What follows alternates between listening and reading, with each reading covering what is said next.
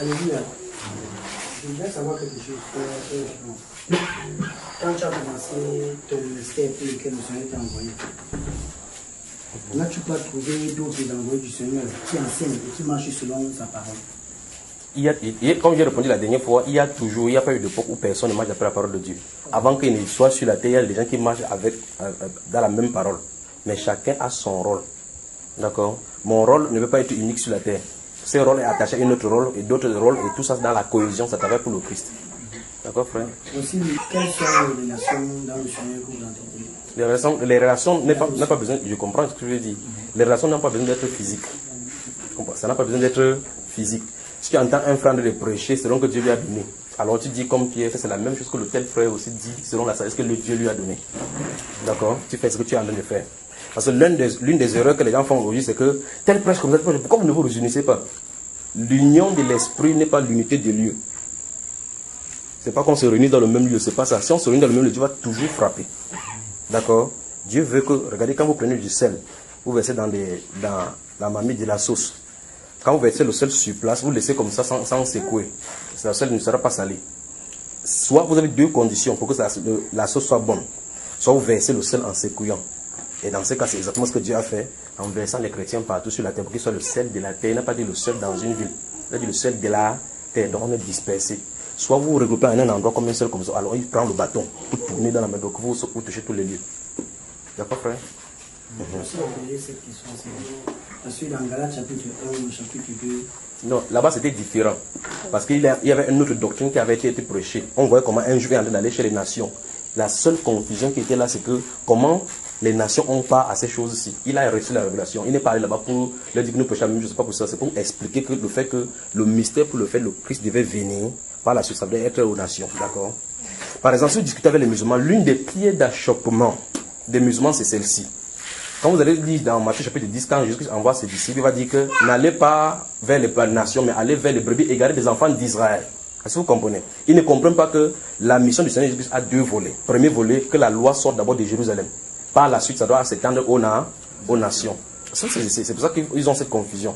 Et même les juifs eux-mêmes, si les musulmans ont les confusions, comme il faut raison les juifs qui ont cette même confusion, puisque dès le départ, on voyait effectivement que les juifs disaient que tu entres chez les païens, tu as mangé. Ils croyaient que Dieu était le Dieu des juifs.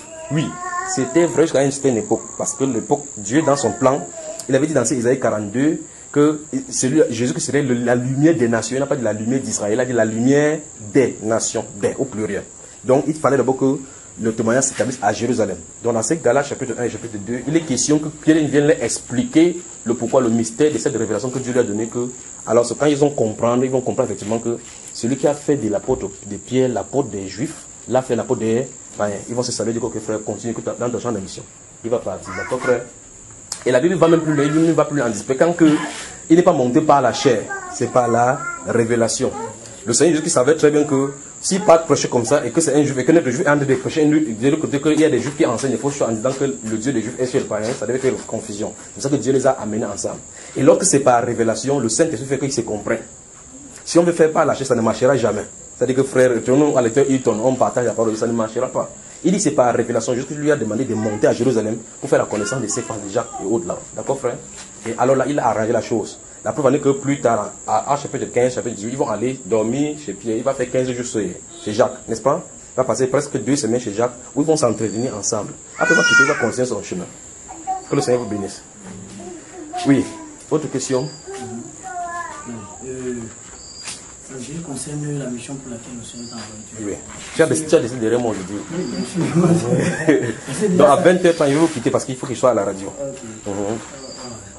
Parce que ça revient sur le fait par rapport à la question que nous avons posée toujours, qui disons que quand tu es. Tu es rentré, tu as médité. Ok. Je me suis dit que moi je vais te poser cette question. Comme le Seigneur t'a confié une mission. Bon, par rapport à l'enseignement que j'ai reçu, lorsque tu étais à faire la conférence avant l'Éden, ça, tu as parlé de réforme, la réforme, la restauration. Moi, je me suis posé la question de savoir, la réforme, littéralement parlant, veut dire ramener quelque chose à son état initial. Bon. Et l'Église de Dieu avait-elle encore besoin d'être réformée, la ramener à la voie initiale? Oui. Puisque donc la question c'est, attends, il faut qu'il formule ta question. En 2012, nous avons prêché sur la réforme finale de l'Église. Et d'après la définition, tu as dit que la réforme s'est ramenée à l'état initial, n'est-ce pas? Et tu as posé la question maintenant, est-ce que l'Église du Seigneur a besoin de notre... Je vais développer. Oui, vas-y, frère. Et elle avait-elle encore besoin d'être ramenée à la voie initiale, puisque depuis la mort du dernier apôtre, quelques-uns ont suivi les traces des apôtres jusqu'à nos jours, je le crois bien, malgré l'apostasie qui s'y trouve. Oui. Pourquoi ne pas utiliser un autre terme? Plus en parlant des réformations, on dirait que depuis la mort du dernier apôtre, le Seigneur a regardé et il n'a vu personne qui marchait selon les traces des apôtres. Puis il t'a suscité pour revenir à son église. Voilà, ça veut dire que ça, dans ce cas, il y aurait erreur même sur le mot. Quand tu dis que plus que depuis la mort des derniers apôtres, Dieu a toujours eu des gens. Mais ce n'est pas le nombre complet de l'église. Puisque l'apôtre prié sera là à la Pentecôte, on va lui dire que il a dit la promesse est pour vous et pour tous ceux qui sont au loin en un grand nombre que notre Seigneur Dieu les appellera. D'accord? Ce qu'on appelle réforme là en réalité c'est le réveil. D'accord? Réforme c'est pas autant que c'est pas au sens des institutions où on dit qu'on change d'état des choses. Suivez attentivement. La réforme dont il est question, ce n'est pas prenons telle chose, mettons à tel endroit. Ce n'est pas cela dont il est question. Parce qu'en réalité, c'est Christ qui doit marcher dans son église. Première chose. C'est Christ qui doit marcher.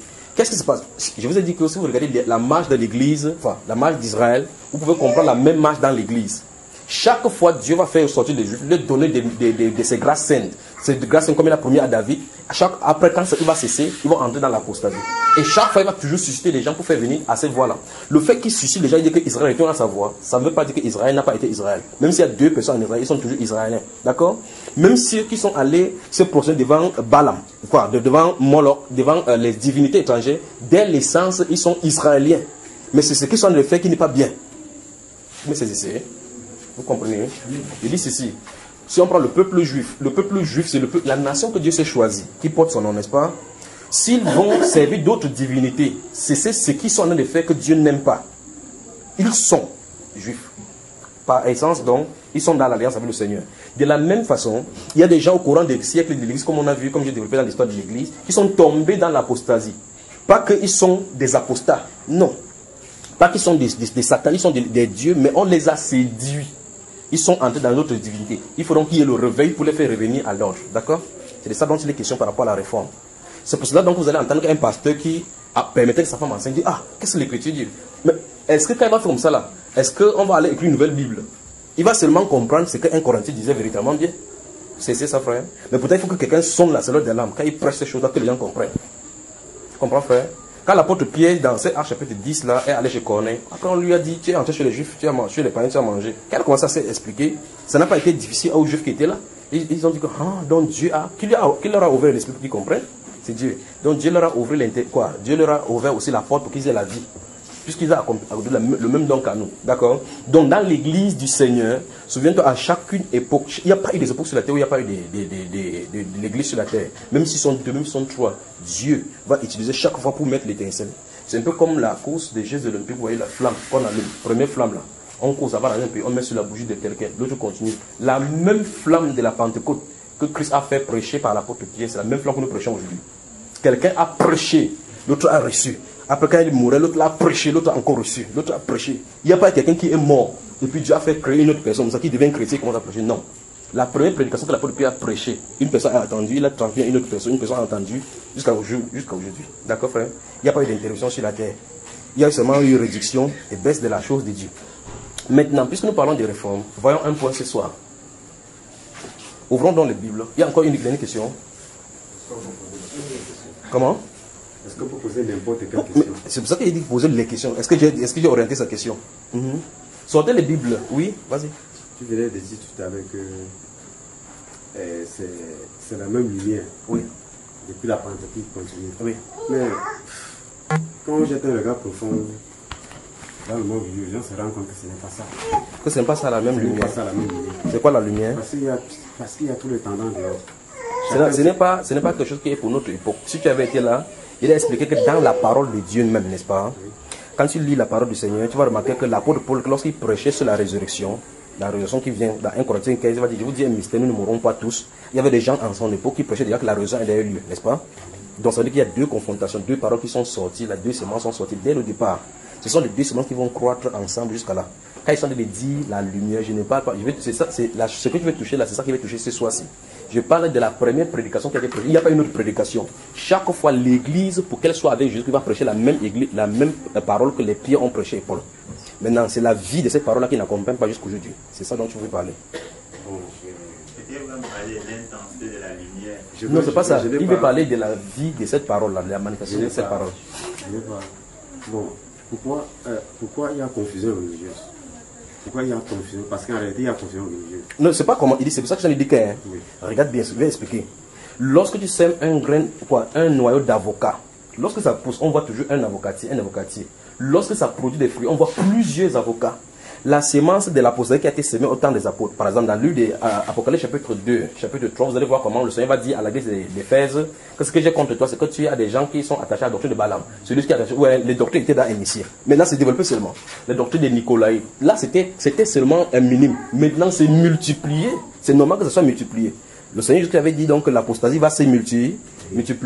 On a vu la dernière fois ici qu'ils vont se donner des foules des docteurs. Il dit, il y a eu, dans le temps passé, les faux prophètes, il y aura des faux enseignants. C'est pas ça. Donc, au fur et à mesure qu'on avance, ça multiplie seulement. De la même façon que la graine de blé qui tombe à terre, il demeure, mais quand il meurt, il porte beaucoup de fruits. Ainsi, en est-il des livrets. Regardez bien quand vous mettez un quoi de maïs dans le sol, vous finissez de sacrer le sol. Quand vous venez, c'est celui qui domine sur le terrain quand il pleut, c'est le maïs ou bien c'est les herbes. C'est l'ivraie qui domine toujours lorsque ça pousse. N'est-ce pas mon cher? Donc il faut qu'on voie là où le bas blesse ce soir. Maintenant, ayant constaté ces choses, et ayant constaté plusieurs fois qu'il y a quelque chose qui ne va pas, il faut que nous sachions quel est le vrai problème maintenant. D'accord? Et qu'on sache ce qu'il faut faire. Commençons quelque part.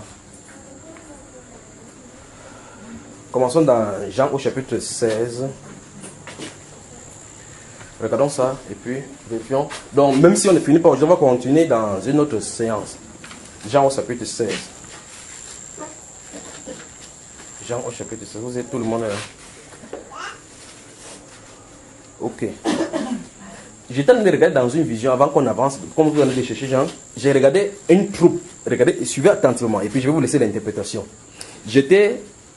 Vous savez, c'est comme s'il y avait des gens derrière moi. Vous savez, quand quelqu'un vient te taper, quelqu'un vient me bloquer. Vous me saisissez, n'est-ce pas? Quand on était dans un groupe comme ça là, nombreux sur un air libre. Donc, mais là, ce qui était devant nous, c'était le lion. Un lion vraiment, vraiment terrible. Je vais vous dire 2 choses ou 3 aujourd'hui par rapport à l'Antichrist. Il regardait son père et sa mère vraiment. Alors, et le président qui avait le rencontrer là. Alors le lion faisait mais je me suis rendu compte que nous avions plutôt les arrows, flèches. C'est-à-dire que, vous savez, quand on lutte avant là, avec les flèches, ça, voilà la lance. Tu n'as pas marché avec le lion avec cela. Parce que si tu fais comme ça, le temps que tu regardes, tu fais comme ça, que ça n'a pas t'a traité avec, c'est sa crinière. La façon qu'il était, il était imposant. Alors qu'est-ce qui s'est passé? J'ai remarqué que quelque chose m'a dit dans mon cœur que faites attention, ne vous dispersez pas. C'est le piège qu'il a de vous tendre. Il vous effraie pour que vous vous dispersez. Si vous vous dispersez, il pourra arrêter quelqu'un facilement.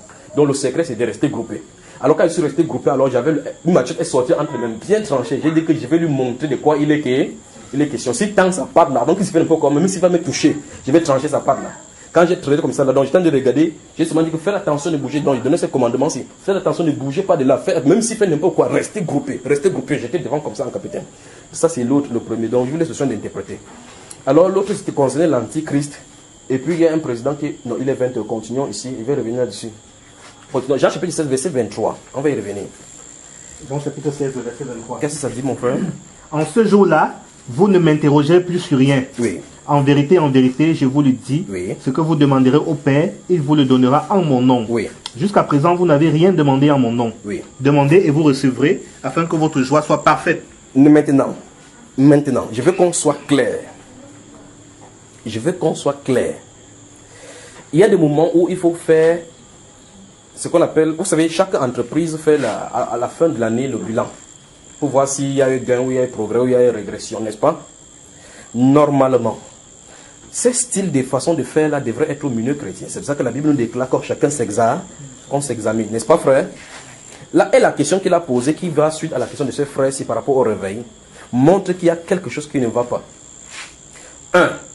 La puissance de Dieu est-elle même dans l'église aujourd'hui comme dans les premiers apôtres?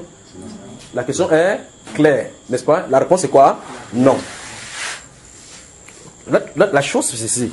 Regardons le dernier volet. Y a-t-il un verset qui dit que la puissance de Dieu à un moment donné ne doit pas fonctionner dans l'église? Non. Ok. Donc nous sommes d'accord que si quelqu'un enseigne que le temps des miracles est passé, il est hors de la plaque. N'est-ce pas? Y a-t-il un seul verset qui dit qu'il n'y aura pas des apôtres, des prophètes en nos jours? Non. Non. Donc ça veut dire qu'il y a quelque chose qui ne va pas. Alors dans ces cas, s'il n'y a pas de verset qui empêche que la puissance de Dieu, c'est-à-dire qui avait dit à un moment donné de l'Église que l'onction du Seigneur devait s'arrêter, c'est-à-dire qu'une promesse comme par exemple, il a dit clairement pour le temps d'Israël que le sacrifice était pour un temps de réformation. Le sang qu'on versait sous la loi de Moïse était fixé pour une époque. Donc maintenant, ça ne peut plus se passer, n'est-ce pas? Ça, c'est clair dans la Bible. Mais est-ce que dans la Bible, on dit qu'au milieu de la période chrétienne, la puissance du Saint-Esprit doit s'arrêter à un moment donné? Est-ce que c'est écrit quelque part que les miracles doivent cesser? Si tel n'est pas le cas, alors on a un problème, un véritable problème dont il va falloir qu'on s'examine. C'est pour ça que je vais parler ce soir. Dans ce livre de Jean au chapitre 16, verset 23 et suivant, il dit, jusqu'à présent, c'est le Seigneur Jésus qui dit à ses disciples comme ça, jusqu'à présent, vous n'avez encore rien demandé. Premier volet, ça montre que les disciples ne suivaient pas Dieu pour une cause matérielle. Amen. Donc ils suivaient Jésus. Dans Marc chapitre 10, verset 28 à 30, l'apôtre Pierre va dire, voici nous avons tout quitté. Nous avons tout quitté pour te suivre. Qu'en est-il de nous? Donc ils avaient suivi Jésus-Christ pas pour une motivation impure. Ils avaient suivi Dieu par amour pour son nom. Ils ne s'étaient pas rendus compte. Et là, ils ne réclamaient rien. Remarquez bien comment les apôtres ont souffert, comment ils ont souffert, on les a raillés. Mais Jésus leur dit, jusqu'à présent, on n'avait encore rien demandé. Donc ça veut dire que des choses sont en disposition pour vous. Jésus veut dire par là que des choses sont en disposition pour vous attendant votre requête. Ah, vous me suivez? Vous me suivez bien là? Hein? Il dit, jusqu'à présent, on n'a encore rien demandé. Parce que ça veut dire qu'il y a des choses ici à manger. C'est comme si vous faites un repas, vous appelez ça le tuyau, vous invitez des gens, on dit jusqu'à présent, il y a le repas sur la table. Ça suppose que les gens n'ont pas encore mangé suffisamment. Si le repas était fini, alors ça aurait cessé, n'est-ce pas? Il dit, jusqu'à présent, vous n'avez encore rien demandé. Il dit, demandez et vous recevrez afin que... Est-ce que l'église peut-elle se targuer d'être en joie aujourd'hui, frère? Non. Voilà, il y a un problème. Il y a un problème. Quand quelqu'un est malade, c'est nous qui consommons même les médecins. Que je connais un bon médecin là-bas, un neurologue. Vous pensez que l'apôtre peut faire de telles choses? Non. Il y a un problème au milieu de nous. C'est là où je veux qu'on fasse quelque chose. Tant qu'on n'arrive pas à ce niveau-là, je vous ai dit initialement que la parole était censée d'être restaurée. Il fallait nettoyer. Nous sommes en train d'entrer dans une autre phase maintenant. Donc, si quelqu'un veut rester derrière, qu'il reste derrière. Je veux seulement que vous s'aimez cela pour que vous compreniez ce qu'il en est. Donc, tant que vous ne saisissez pas ce qu'on veut faire ce soir pour avancer, on aura des problèmes. 1. Le temps des miracles n'est pas passé. 2. Dieu n'a pas dit que le temps des miracles est passé. 3. Éphésiens chapitre 1, verset 3 dit, rendez grâce à nos femmes. Béni soit Dieu, le Père de notre Seigneur Jésus-Christ, qui nous a bénis de toutes sortes de bénédictions spirituelles dans les lieux célestes. Où sont-elles? Où sont ces bénédictions? On confronte ça chaque fois avec les bénédictions matérielles, n'est-ce pas? Ok, maintenant, béni soit Dieu, le Père de notre Seigneur Jésus-Christ, qui nous a bénis. Il l'a déjà fait. Donc, il y a des bénédictions. Il y a, si on vous pouvait dire, j'espère que cette émission va me laisser prêcher. S'il y a des magasins là-bas en haut pour nous, alors Dieu a dit qu'il y a des choses spirituelles en réserve pour nous. C'est ça, n'est-ce pas? Au chapitre 2, le verset 10, il dit, nous sommes son ouvrage, ayant été créés en Jésus-Christ pour de bonnes œuvres. Qu'il a prévu d'avoir fait que nous les pratiquons, nous, les bonnes œuvres.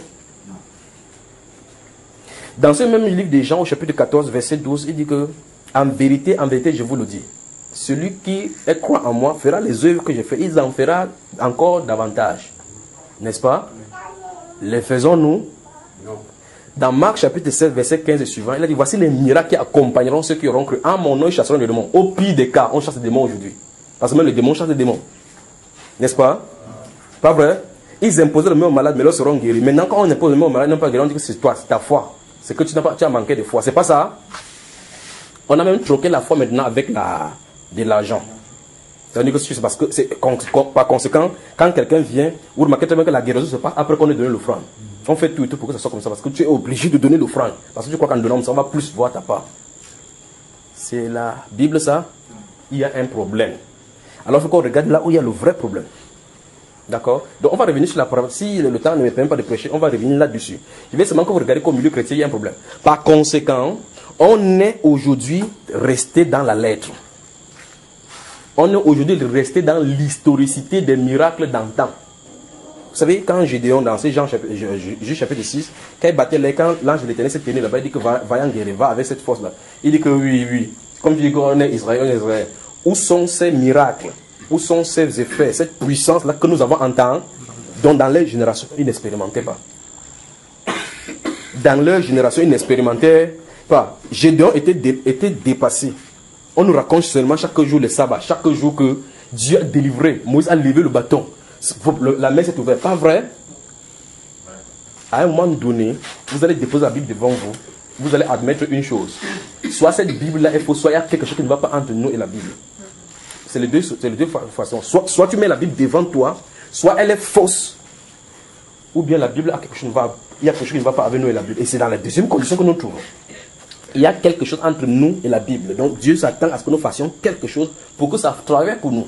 Vous voyez, dans un débat musulman-chrétien, un musulman veille, et c'est un signe pour montrer que Dieu est sur le plan de faire quelque chose. Il tague les chrétiens, les pasteurs, et tu regardes, je reste derrière, je regarde, je ris. Que le pasteur, je leur explique leur Bible, avec même le Saint-Esprit, ils n'ont pas pu me convaincre. Vous voyez comment ils sont de blasphémés? Pour dire quoi? Pour dire que Satan est à l'intérieur de l'église. C'est-à-dire qu'un musulman se trouve sur un plateau de télévision avec des pasteurs.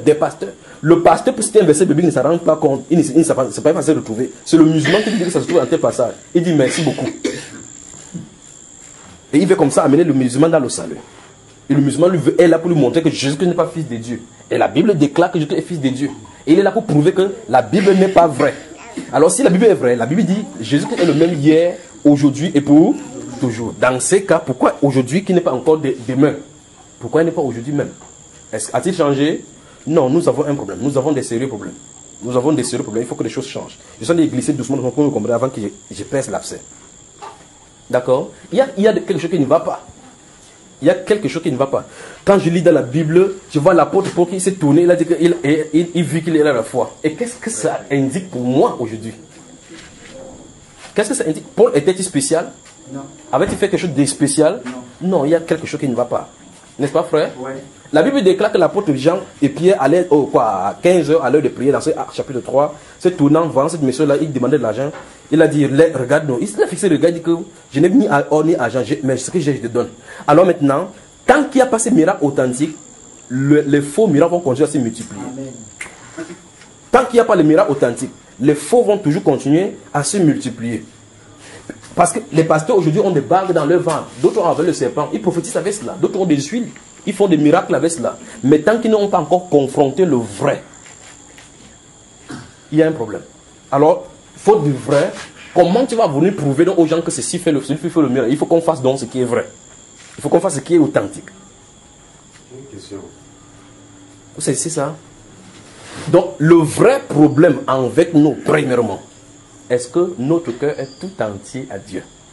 Non. Si vous regardez donc toutes ces personnes que nous avons citées, 7 personnes que nous avons citées dans la Bible, l'une des choses qui les caractérisait, la première, c'était qu'ils aimaient Dieu de tout leur cœur, de toutes les forces, de toutes les âmes, de tous les esprits. La première des choses. C'est la première. C'est-à-dire qu'ils ne vivaient plus pour eux-mêmes. Ils vivaient pour celui qui est censé mourir pour eux. C'est-à-dire quoi? Ils sont morts à eux-mêmes. C'est la première des choses. Quand ils sont morts à eux-mêmes, ils ne vivent plus pour leur propre volonté.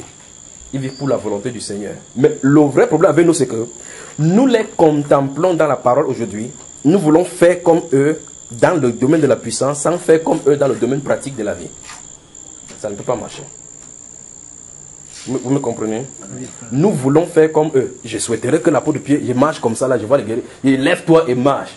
Mais je ne suis pas prêt à ce que Dieu me dit que lève-toi maintenant, va prêcher le royaume. Je n'ai pas prêché sans poser des questions à Jésus, que mes enfants vont aller à l'école comment? Que je vais payer le royaume, le loyer, comment? Il faut qu'il m'explique d'abord pour qu'il quitte. Quand il a rencontré Lévi là-bas, il a dit que lève-toi sur moi. Il n'a pas posé la question que le reste d'agence, il met ça où? Demain, il vient au travail, si on arrête, je vais faire comment? Il n'a pas posé là. À partir de là, les pas ont commencé à le suivre là-bas comme un mouton. Mouton, c'est le vrai type là-bas, les brebis.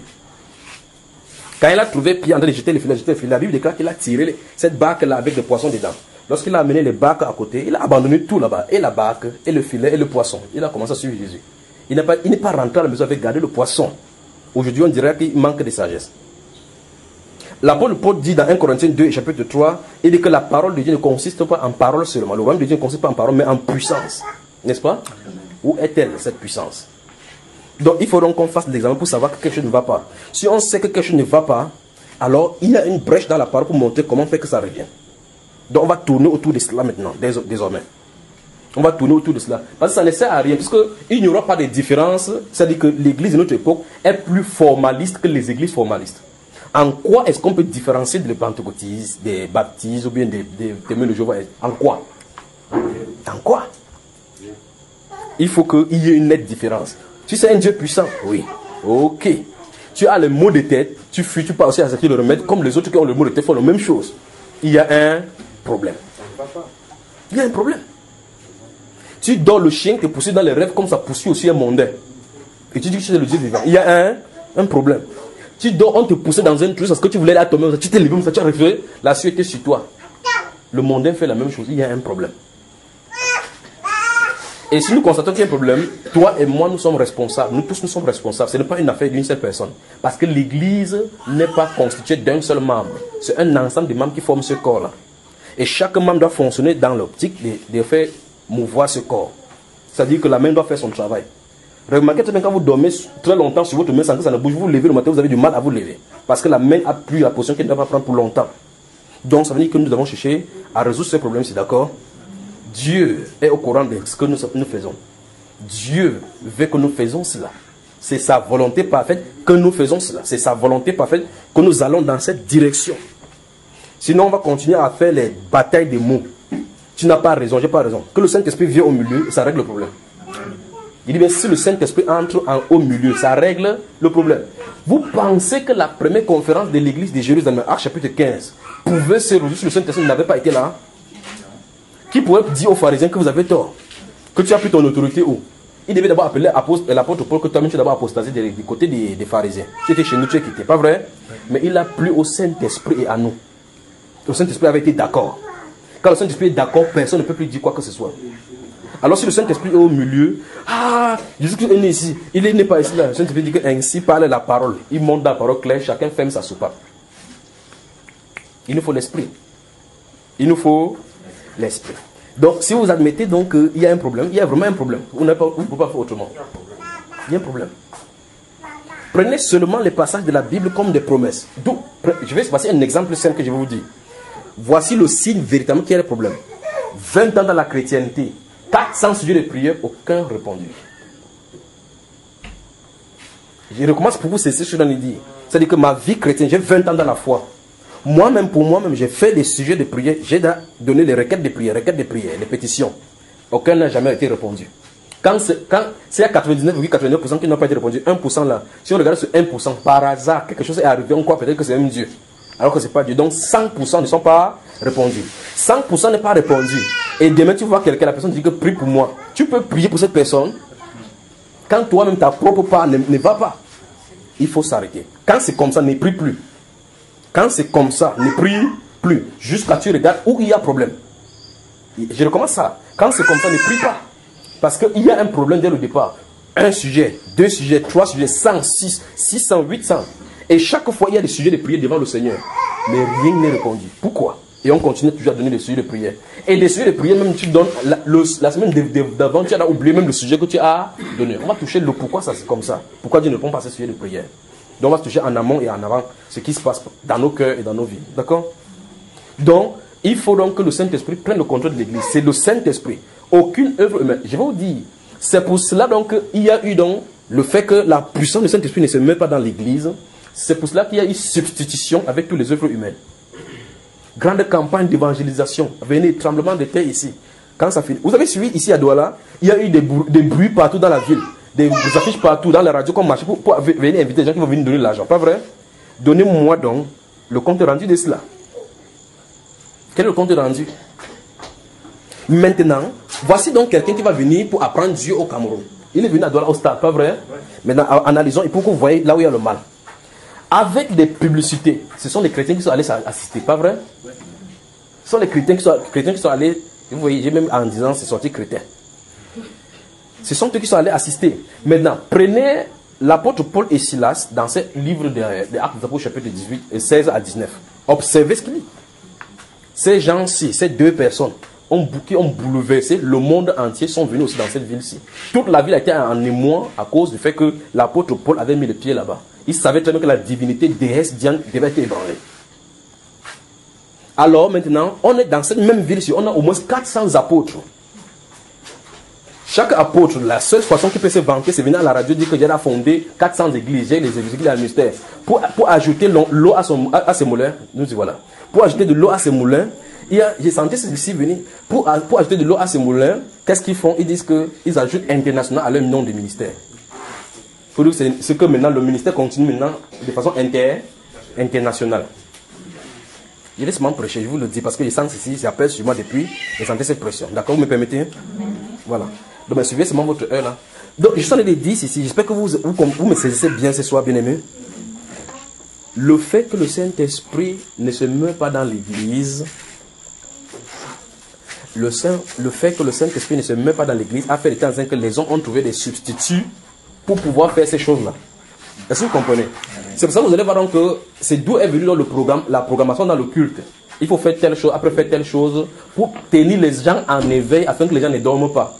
Il faut de temps en temps que quelqu'un se lève pour donner une musique. Bon, levons-nous, quelqu'un se lève et dit « Il y a la joie dans le cœur. » Et son cœur n'est pas là. Vous saisissez ça? Donc, on a fait des temps qu'on a arrangé le culte de telle façon qu'on se trouve en train de faire des choses, des routines, pour pouvoir. Je suis en train de dire ici. Si on s'assoit sous l'onction de Saint-Esprit, vous ne verrez pas le temps passer. Vous ne vous lasserez pas. Vous saisissez ça? Mais maintenant, si on s'assoit dans les yeux humains, vous allez continuer à faire tout le monde. Il faut qu'on finisse vite. Le culte a trop duré aujourd'hui. Parce que ce sont des divertissements.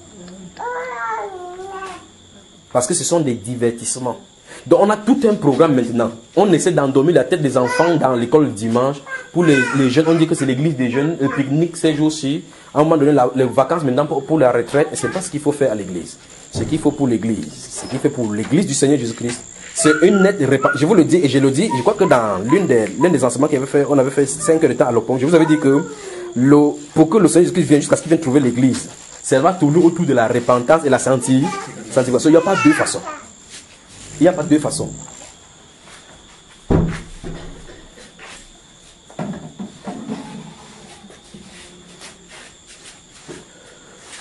Quand le Seigneur Jésus vient chercher une église sans tache ni rien de semblable, et nous savons très bien que lorsque un homme vient prendre sa femme, le jour qu'il prend sa femme, ils sont habillés de la même façon, vraiment endimanchés. Quand vous voyez dans l'invisibilité, vous savez qui est à l'honneur.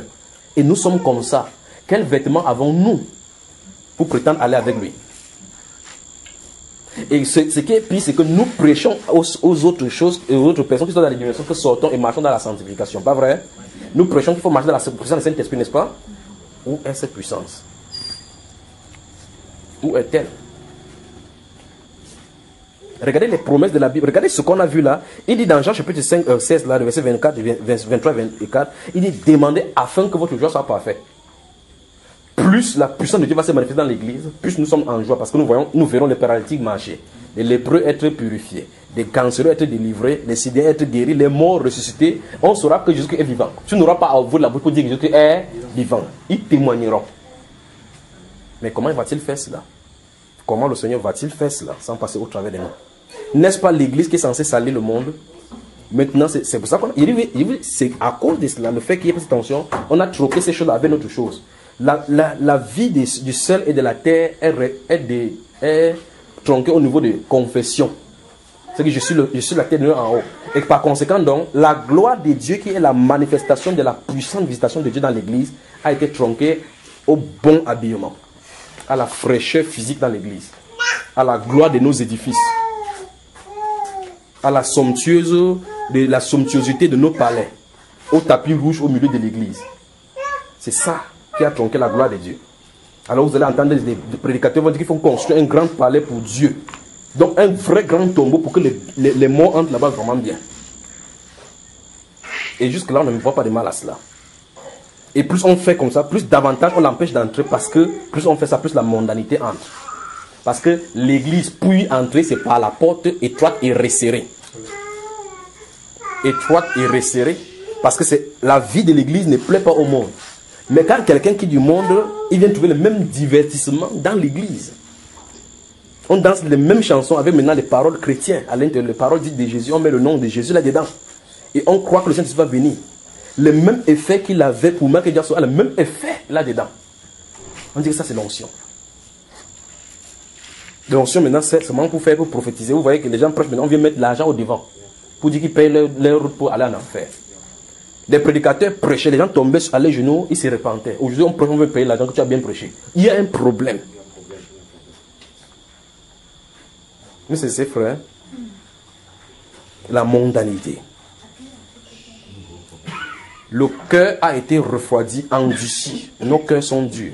Voici la preuve. Prenons la Bible. Lisez la promesse de Dieu. Combien de fois les gens ont-elles reproduit ces promesses-là, réclamé ces promesses pour eux? Ça a marché? Parce qu'on ne fait pas marcher de cette façon-là. Ça ne se marche pas, ça ne fait pas comme ça. Dieu ne fait pas comme ça, il n'avance pas comme ça. Ce n'est pas par suite des récitations d'une promesse de Dieu que ça le fait. Mais c'est frère. Vous comprenez qu'il y a un problème? Jusque-là, je suis au niveau du diagnostic. Je n'ai pas encore commencé à y entrer. Mais parce que pour que je mette les pieds pour y entrer dedans, il faut que je prenne un engagement avec vous. Et cet engagement n'a pas changé. Depuis 2007, j'avais appelé les gens dans une réunion. J'ai dit, vous voulez que des choses changent? Tout le monde était d'accord avec moi que oui. Il dit que qui est prêt à ce que nous nous enfermions dans une maison, on dit aux femmes de partir avec la clé, jusqu'à ce que, s'ils n'entendent pas de bruit, les toitures bougent. Quand on ne vient pas ouvrir cette maison, personne n'a pu ouvrir la bouche. Quand on a sorti de cette réunion-là, chacun peut chercher seulement son chemin. Donc avant qu'il n'avance au niveau de comment faire, je veux que vous dites si oui ou non, vous êtes prêts pour que la chose change. Si vous lisez la Bible, vous dites Actes des Apôtres n'est pas fini. Ce n'est pas fini. Amen. Si ce n'est pas fini, ça veut dire que les apôtres doivent toujours agir. L'agissement de l'esprit sur les apôtres doit être toujours là. Jusqu'à ce que le Seigneur Jésus vienne chercher l'épouse. Et souvenez-vous, sans cet esprit-là en vous, vous ne partirez pas dans l'enlèvement. Donc même si tu confesses, tu es mon Seigneur, il te demande pardon pour tous mes péchés, il vient la femme, tu ne partiras pas. Ce n'est pas ça qui te fera partir. C'est le Saint-Esprit en toi qui va t'enlever. Vous me saisissez, frère? Voilà. Donc si quelqu'un dit que non, si tu reçois Jésus comme ton Seigneur, ton Sauveur, tu vas partir à l'église, c'est des histoires. Il faut que le baptême authentique soit là. Et quand c'est authentique, la Bible déclare que tu es scellé pour l'éternité. Tu es scellé pour la rédemption. Donc c'est sûr que quand il viendra, tu partiras. Voilà pourquoi aujourd'hui au milieu de l'église, aujourd'hui on est sauvé, aujourd'hui on n'est pas sauvé. Quand ça ne va pas, on prêche. Ça n'entre pas. Pourquoi? Parce que le cœur est endurci. La séduction du péché, c'est là à l'intérieur. Par conséquent, on ne croit plus la parole. Or, véritablement, si notre cœur était là, nous croirons chaque promesse de Dieu. Et c'est pour ça que je suis là ce soir, pour que nous croyons à ces promesses-là. À la promesse de Dieu, il a dit que celui qui croit en moi fera les œuvres que je fais, il en fera davantage. Je veux que nous comprenions que nous pouvons croire, nous saisir de cette parole-là et faire ce que Dieu veut faire, que ça marche. On n'a pas besoin des huiles. Vous savez, on n'a pas besoin du savon ou bien des gris-gris attachés quelque part pour faire que les gens tombent. On n'a pas besoin de spiritisme. On ne doit pas le faire. C'est pour ça qu'il y a les sorciers au milieu de l'église aujourd'hui, les pasteurs qui sont allés chez les marabouts, prennent des fétiches, portent les vestes maintenant, mais à l'intérieur sont des fétiches pour envoûter les gens. Ils chassent les démons qu'il y a sur toi, ils l'envoient sur les pieds. Ils partent là-bas se reposer, un de ces jours, c'est le prier pour faire. Alors tu vas tourner sur lui chaque fois, puisque lui qui a fait que la première fois ça marche, tu vas toujours aller chez lui et finalement tu deviens son esclave. Et quand tu deviens son esclave, tu es derrière celui qui lui donne la puissance. Souvenez-vous de Actes chapitre 16. Quand l'apôtre Paul a chassé ses serpents dans la ville là-bas, on dit les maîtres de la servante voyant que par le gain qui était perdu. Donc il y avait des gens physiques, cette femme-là, ils ont initié cette femme pour lui donner cet esprit. En devinant là-bas, on lui donnait de l'argent, ça donnait au maître. Mais en conséquent, celui qui donnait cette puissance-là, il gagnait quoi? Les personnes qui sont venues consulter. Il gagnait les personnes qui sont venues consulter. Les âmes étaient en enfer. Si vous aimez le Seigneur Jésus-Christ, cherchons les choses d'en haut. C'est ce qui est écrit? Ok. C'est ça, c'est dans Colossiens. Quelles sont donc les choses d'en haut? Mais c'est quand même curieux. Où Christ est assis à la droite. En quittant cette terre, il a dit que tout pouvoir m'a été donné dans le ciel et sur la terre. Il dit allez. Pour dire quoi? Que si on part, on marche derrière cette autorité. N'est-ce pas? Aujourd'hui, on prie, on dit au nom de Jésus qui sort. On n'est pas sûr que ça va sortir. Ah, en priant même là, on est quand même. On balance seulement la parole. Pas vrai? Donc il faut que ça change. On est d'accord? Il faut que nous voulons tous que ça change? Ok. Sommes-nous prêts donc à lui obéir? Première chose, il faut que toute désobéissance à sa parole cesse. Première chose. Toute désobéissance à sa parole cesse.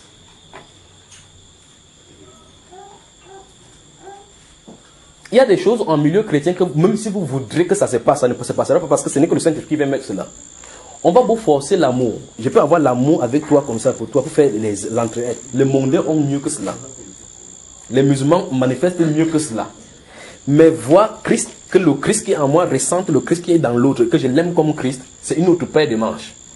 Et c'est dans ce sens que Jésus a dit que mon amour, je sois en eux, mon amour, qu'il soit un comme nous. Cet amour-là, quand tu aimes quelqu'un, tu le regardes comme Christ.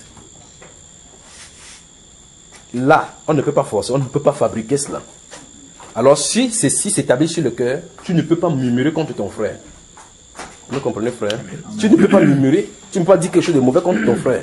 Quand une personne viendra apporter le nom d'une église, dire frère, prions afin que ce mauvais esprit sorte. Mais aujourd'hui, quelqu'un entend, dis-moi, développe-moi ça bien, tu développes bien, il ne peut pas multiplier la parole sur le nom de l'autre personne là-bas. Et voilà, et on s'assoit comme ça au milieu, on s'assoit que frère, je t'aime, ma soeur, ma t'aime. Est-ce que je t'aime, quand tu aimes quelqu'un, on le calomnie? Pas du tout. Donc il y a un problème, il faut que l'Esprit du Seigneur soit là. Il faut que l'Esprit du Seigneur soit là. Première chose, donc il faut qu'on décide donc d'obéir à la parole, même si ça ne nous plaît pas. D'accord, frère? Même si ça ne nous plaît pas.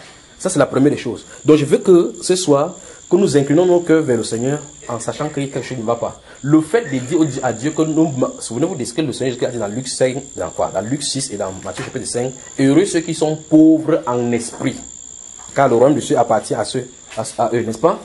Donc, si nous sommes pauvres en esprit, ça suppose qu'on peut le donner. Quand les gens, le Seigneur Jésus a, dans Jean chapitre 9, a guéri quelqu'un qui était aveugle, les gens qui voyaient lui ont dit que sommes-nous aussi aveugles.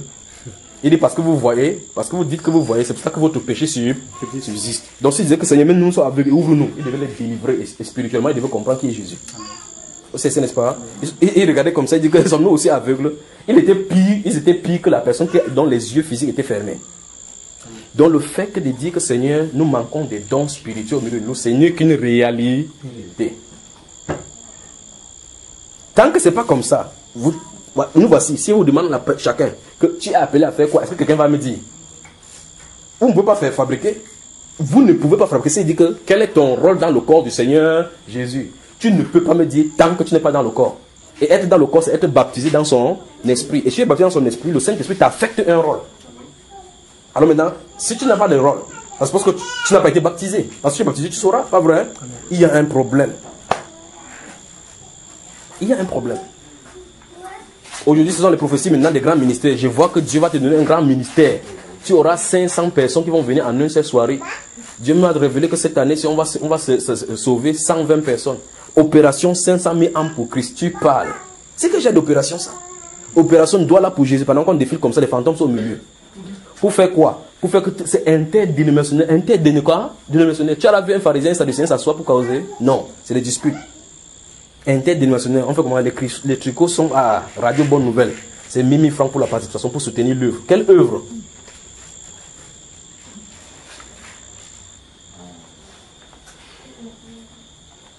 Vous me suivez, frère? Gédéon a confessé que où sont ces miracles-là qu'on a entendu dire? Où sont ces prodiges-là qu'on a entendu que Dieu a fait au milieu de nous? Pourquoi ne le fait-il pas? En réalité, il y avait un problème à la maison d'Israël. C'est pour ça que le miracle avait cessé. Dieu, mais jusque-là, malgré ça avait cessé, Dieu avait trouvé la bienveillance sur eux. Puisque même le mot qui frappait là-bas, il partait garder. Le mot a poussé, on poussait à cause de la grâce du Seigneur, n'est-ce pas? Amen. Donc, ça veut dire que c'est le problème qui a causé le fait qu'il quitte là, qu'il soit là, qu'il faut regarder. C'est ce problème-là qu'il faut regarder et traiter ce problème-là afin que le Seigneur revienne. Souvenez-vous dans Apocalypse chapitre 3, verset 14 et suivant, où il a dit, je me tiens à la porte et je frappe. Si quelqu'un entend ma voix, vous avez suivi ça, j'en ai déjà parlé au moins plusieurs fois, pas vrai? Et ouvre sa porte, j'entrerai chez lui, je souperai avec lui la communion. Et lui avec moi. Et dans chapitre 1 d'Apocalypse, il se présente comme celui qui marche au milieu de 7 chandeliers. On dit que les 7 chandeliers sont quoi? Les églises. Donc ça veut dire que Christ doit être dans l'église. Mais dans l'église de l'Odyssée, c'est tout dehors, cherchant à entrer. Et aujourd'hui, on dit qu'il est à l'intérieur. Que non, Christ a été glorifié aujourd'hui. Il y a 45 000 personnes qui ont signé les décisions d'adhésion.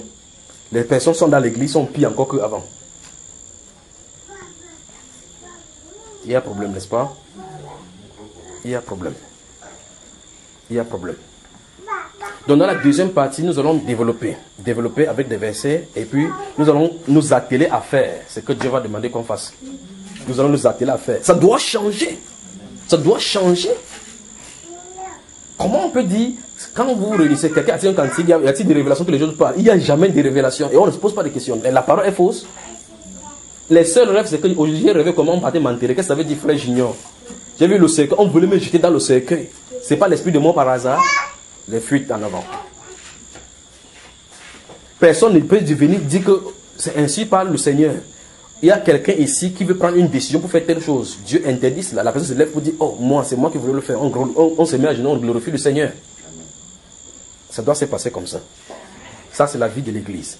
De telle enseigne que dans 1 Corinthiens 14, on dit que si un non-croyant entre, la Bible déclare que si tous prophétisent, ils vont voir vraiment que les secrets de son cœur sont livrés, sont évidents, et que tombe à ses pieds, au front là-bas, il va adorer Dieu et dira vraiment que Dieu est au milieu de vous. Mais il dit que si quand on se réunit, les gens se réunissent là-bas, tu entends les bruits. Et quand on fait des bruits, ils ont comme l'impression que si on les persécute, c'est à cause de Christ. C'est pas à cause de Christ, c'est à cause du bruit. C'est à cause du bruit. Donc c'est l'église bruitière. Ils font des bruits pour attirer l'attention. Ce n'est pas ce que Dieu veut. Dieu veut la vie de Christ dans l'église. Je vais encore frapper là où je suis en train de frapper. C'est une affaire individuelle. Chaque personne doit apporter sa pierre d'édifice. Ce n'est pas une affaire que les autres vont faire pour que nous puissions participer. Vous me laissez ça, frère? Amen. Ok. Je me souviens, il y a un frère, si le frère Samuel était là, je saurais, vous vous souvenez, à l'Opom, c'est à l'Opom, un jour, la puissance de Dieu était sur moi, il était enseigne que, vous savez, je ne sais pas, cette soirée-là, c'était sur moi, je ne sais pas si vous comprenez même ce qu'il peut dire. Vous savez, quand la Bible déclare que quand l'apôtre Paul passait ou l'apôtre Pierre mettait les débuts pour que son nombre franchisse, pour qu'il guérisse. Je ne sais pas si vous comprenez ce que la Bible veut dire. En fait, même si vous faites n'importe quoi, à moins que vous regardez dans la lettre, si vous ne savez pas ce que ça veut dire dans l'esprit, vous ne pouvez pas expérimenter cela. Si vous pensez que, regardez, vous voyez mon ombre au mur là. Vous voyez cette ombre-ci. Si vous pensez que c'est des ceci dont on est en train de parler, ce n'est pas dont c'est les questions. Ce n'est pas ça dont c'est les questions. Ce n'est pas l'ombre dont le soleil fait comme ça, là, ce n'est pas ça dont il est question. Cette couverture, cette enveloppe de la puissance de la résurrection sur toi, quand ça te frôle, tu sais. Vous savez, n'est-ce pas? C'est-à-dire que quand tu touches quelqu'un, on dit qui m'a touché. C'était sur moi ces jours-là, c'était terrible, terrible. Vous pouvez sentir, c'est comme le champ magnétique. Il s'est tenu là comme ça avec les pieds en train de balancer et il me dit que donne-moi. Qu'on te donne. Donc, j'ai fait comment pour te donner? Ça ne se donne pas comme ça. Et c'est disponible. C'est disponible. Sinon, comment tu peux faire comme ça? Vous voyez, vous faites comme ça. Vous sentez que cette personne est dans le champ magnétique. Vous pouvez faire comme ça, vous balancez. Vous sentez comment quelque chose passe sur lui. Qu'est-ce qui se trouve dans cette paume de main? Et 2 minutes après, tu salues quelqu'un, c'est la même main. La puissance de la résurrection. Donc tu es ressuscité. Tout ce qui t'appartient, tout ce qui est sur toi maintenant, Christ t'enveloppe. C'est comme ça qu'il couvre. Comme vous avez dans Genèse chapitre 1, lorsqu'il couvrait la terre. Lorsque le Saint-Esprit couvrait la terre, c'est exactement ça, il couvre. L'église, c'est comme ça. Et si se couvre comme ça là, on marche dans la puissance du Saint-Esprit. Si il enlève sa couverture, c'est parce qu'il y a la mondanité d'abord. On ne le prend pas au mot. La mondanité, il faut que ça quitte. D'accord mes frères? Donc il faut que c'est une affaire individuelle. Chacun doit veiller à cela. Donc les prochaines séances, Dieu voulant, on va parler de cela en profondeur. Donc si vous voulez manquer, on va avancer seulement. Je vais seulement avancer dans ce domaine-là, on ne doit pas y rentrer, d'accord?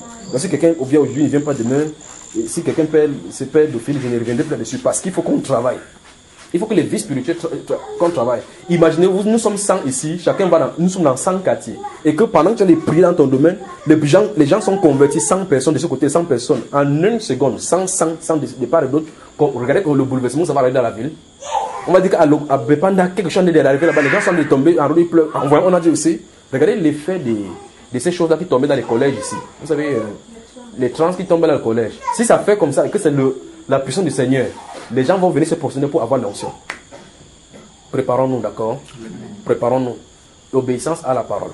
L'obéissance à la parole. Si vous savez ici que vous êtes consciemment dans l'obéissance d'une façon ou d'une autre, arrêtez cette désobéissance avant de sortir cette porte, avant de franchir cette porte maintenant. C'est la première chose. La première chose, il parle par rapport à l'obéissance à la parole. D'accord? Deuxième chose, si vous avez quelque chose contre quelqu'un, et ici et ailleurs, vous ferez mieux de déposer ça maintenant avant de sortir. Parce que Dieu ne peut pas travailler avec ce genre de cœur-là. La puissance du Seigneur, Jésus, il ne peut pas accorder cette puissance à quelqu'un qui ne peut pas vivre dans l'amour. C'est que tu vas détruire quelqu'un. C'est que si j'ai problème avec ses frères-ci et l'autre frère, si je n'ai pas de problème avec lui, il vient avec moi que j'ai pris pour lui. Si ces problèmes n'est pas résolu, que si je n'ai pas l'amour pour lui, je ne prierai pas. C'est que le fait que nous ayons le problème va regarder ça au-dessus, va traverser cela. Je vais dire que non, je ne prie pas pour toi, je prie pour toi. Pas vrai? Ouais. C'est pas comme ça. Christ a donné cela, c'est pour que tout le monde en profite. D'accord, frère? Que le Seigneur vous bénisse. Souvenez-vous, prenez ceci à cœur. L'Église a des problèmes. Nous avons des problèmes. Nous devons être des fers de lance du Seigneur. Nous devons être de la lumière du monde. Nous allons quelque part, c'est le musulman que nous convainquons. On rentre, le musulman là, il m'a posé des questions, il n'aime pas bien répondre, il n'aime pas voulu répondre. Mais le Seigneur Jésus dit que quand vous savez pourquoi on va vous poser des questions, ne vous inquiétez pas, le Saint-Esprit parlera. Si arrive à voir, le Saint-Esprit n'a pas parlé. Donc il y a un problème. Que le Seigneur vous bénisse.